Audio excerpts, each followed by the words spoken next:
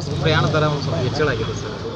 Guarantee ಬಗ್ಗೆ ಕೊಟ್ಟು ಈ ಥರ ಒಂದು ಕಡೆ ಕೊಟ್ಟು ಒಂದು ಕಡೆ ಸುಲಿಗೆ ಭಾಗ್ಯ ಮಾಡ್ತಾ ಇದ್ದಾರೆ ಅಂತೇಳಿ ಜನ ಆರೋಪ ಮಾಡ್ತಾ ಇದ್ದಾರೆ ಸರ್ ನಮ್ಮ ಸರ್ಕಾರದ ಮೇಲೆ. ನಾನು ಹಿಂದಿನ ಸರ್ಕಾರದಲ್ಲಿ ಸಾರಿಗೆ ಮಂತ್ರಿ ಆಗಿದ್ದೆ. ಇದು ಸುಮಾರು 15 ವರ್ಷದಿಂದ ಬಸ್ ದರ ಏರಿಕೆ ಆಗಿಲ್ಲ.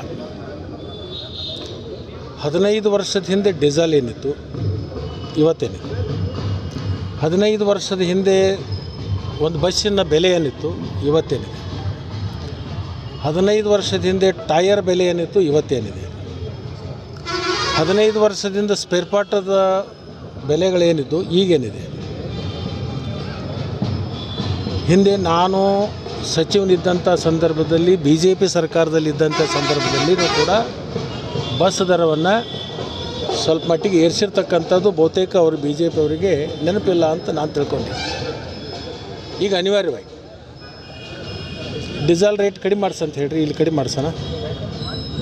ಕೇಂದ್ರ ಸರ್ಕಾರದಲ್ಲಿ ಡೀಸೆಲ್ ರೇಟ್ ಕಡಿಮೆ ಮಾಡಿಸಂತ ಹೇಳಿ ಒಂದು ಕೆಲಸ ಮಾಡಂತೇಳಿ. Diesel rate ಇವತ್ತೇನಿದೆ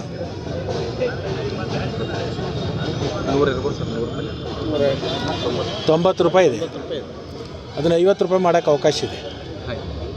tax ಬಿಟ್ಬಿಡಂತೇಳಿ. ಈ ಬಸ್ಗಳಿಗೆ ಏನು ನಾವು ಸಾಮಗ್ರಿಗಳನ್ನು ಟೈರು, ಬಸ್ಸು, ಡೀಸೆಲ್ ಏನು ಖರೀದಿ ಮಾಡ್ತೀವಲ್ಲ, ಇದ್ರ ಮ್ಯಾಗಿಂದ GST ತೆಗಿ ಅಂತ ಹೇಳಿಬಿಡಿ. ಬಸ್ ಖರೀದಿ ಮ್ಯಾಗಿಂದ GST, ಬಸ್ಸುಗಳ ಟೋಲ್ ನಾಕಾದಲ್ಲಿ ಓಡ್ತಕ್ಕಂಥ ಟೋಲ್ ನಾಕಾದ ಫೀ, ಅದ್ರ ಟೈರು, ಅದರ ಸಾಮಗ್ರಿಗಳು ಏನಿದಾವಲ್ಲ ಅದ್ರ ಮ್ಯಾಗಿಂದ GST ಕೇಂದ್ರ ಸರ್ಕಾರ ಕಡಿಮೆ ಮಾಡಿದರೆ ನಾವು ಬಸ್ ದರ ಇದ್ದದ ರೇಟದಲ್ಲಿ ಕಡಿಮೆ ಮಾಡಲಿಕ್ಕೆ ನಾವು ಸಾರಿಗೆ ಸಚಿವರಿಗೆ ಸಲಹೆ ಕೊಡ್ತೀವಿ. ನಕ್ಸಲೇಟ್ಸ್ ಇರಬಾರ್ದು ನಮ್ಮ ರಾಜ್ಯದಲ್ಲಿ, ಅದನ್ನು ಶೂನ್ಯ ಮಾಡಬೇಕು ಅಂತಕ್ಕಂಥ ಪ್ರಯತ್ನವನ್ನು ಸರ್ಕಾರ ಇವತ್ತು ಮಾಡಿದೆ.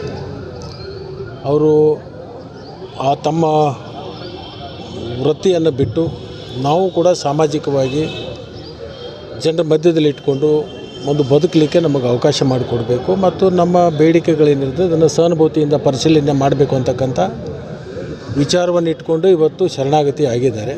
ಕಾನೂನು ಪ್ರಕಾರ ಅವರು ಶರಣಾಗತಿಯನ್ನು ಮಾಡಿಕೊಂಡು ಮುಂದಿನ ದಿನಮಾನದಲ್ಲಿ ಅವರಿಗೇನು ರಾಜ್ಯ ಸರ್ಕಾರ ಭರವಸೆಗಳನ್ನು ಕೊಟ್ಟಿದೆ ಆ ಭರವಸೆ ಬಗ್ಗೆ ಪರಿಶೀಲನೆ ಮಾಡ್ತಕ್ಕಂಥ ವಿಚಾರವನ್ನು ಹೇಳಿದ್ದಾರೆ. ಅದು ಮುಂದಿನ ದಿನಮಾನದಲ್ಲಿ ಅವರಿಗೆ ಒಟ್ಟಾರೆ ಭಯೋತ್ಪಾದನೆ, ನಕ್ಸಲೇಟ್ಸು ಇಂಥವೆಲ್ಲವೂ ರಾಜ್ಯದಲ್ಲಿ ಇರಬಾರ್ದು ಅನ್ನುವಂಥ ಒಂದು ಒಳ್ಳೆಯ ಹೆಜ್ಜೆಯನ್ನು ಇವತ್ತು ಮುಖ್ಯಮಂತ್ರಿಗಳು ಮೈಟಿದ್ದಾರೆ. ಸರ್, ಇನ್ನೊಂದು ನೋಡಿ, ನಿನ್ನೆ ನಾನು ಅದನ್ನು ಗಮನಿಸಿದ್ದೆ. ಕನ್ನಡಪರ ಸಂಘಟನೆಯವರು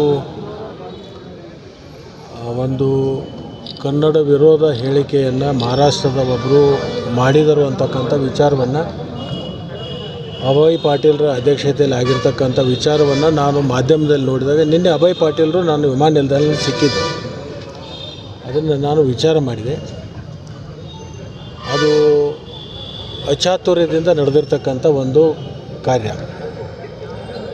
ಆ ವೇದಿಕೆ ಮೇಲೆ ಇರ್ತಕ್ಕಂಥ ಅಭಯ್ ಪಾಟೀಲ್ರು ಜೈ ಮಹಾರಾಷ್ಟ್ರ ಅಂತ ಹೇಳಿದ್ದಲ್ಲ. ಬಂದವರು ಮಹಾರಾಷ್ಟ್ರದವ್ರು ಹೇಳಿರ್ಬೋದು. ಅದು ಇವ್ರಿಗೆ ಸರಿಯಾಗಿ ಗಮನ ಕೊಡ್ಲಿಕ್ಕೆ ಆಗಲಿಲ್ಲ. ಸರಿಯಾಗಿ ಗಮನ ಕೊಟ್ಟಿದ್ದರೆ ಅದರ ಜೊತೆಗೆ ಅವ್ರ ಬಾಯಿಂದನೇ ಜೈ ಕರ್ನಾಟಕ ಅನಿಸುವಂಥ ಕಾರ್ಯ ನಾನು ಮಾಡ್ತಾಯಿದ್ದೆ.